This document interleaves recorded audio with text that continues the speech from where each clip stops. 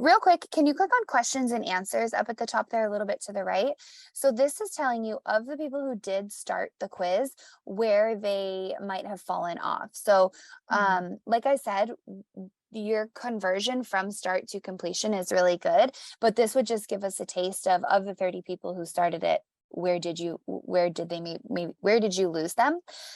So yep, exactly where you're pointing is the drop off for each question. So question 1 looks great, question 2 looks great, keep scrolling down. Yeah, so like I said, you're really not losing them within the quiz. On the last question, something that's always neat for me to see when you have an optional opt-in form is this is saying on the last question, 24 people viewed it and answered it. Now, if you scroll all the way back up to the top and click back on the overview analytics, remember that a completion is somebody who saw a quiz result page. So 24 people actually finished your quiz. They got through all the quiz questions.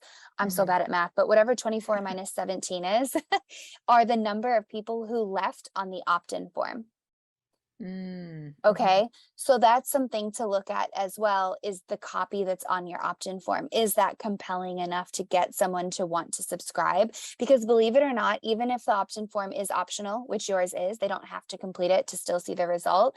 Sometimes people will still leave on that page. I've seen this happen before because someone had a really long message on the opt-in form. So when you first saw it, all you really noticed was the fields to subscribe.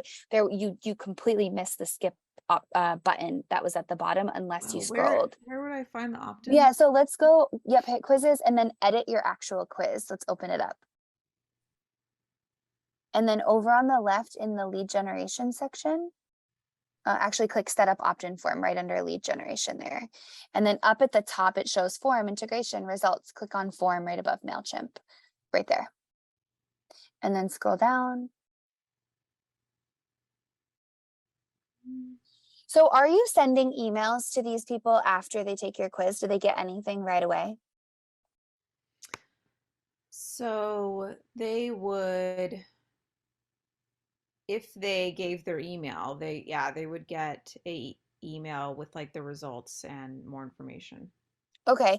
Anything like specific? Well, I guess, and this is sort of a rhetorical question, but to get you thinking, anything specific that you're sending in that email that they're not getting right from the result page, you would want to call out here.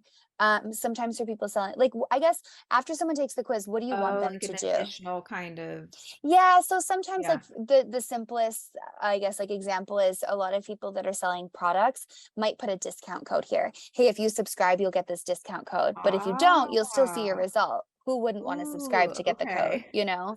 Yeah. But or sometimes it's like, if you subscribe, then I'm going to send you follow-up specific to where you're at in, your meditation journey, Hmm. rather than, spiritually expanding updates. What does that mean? What does it Yeah. include? Like, get more specific on what that is to get me really excited about wanting to subscribe.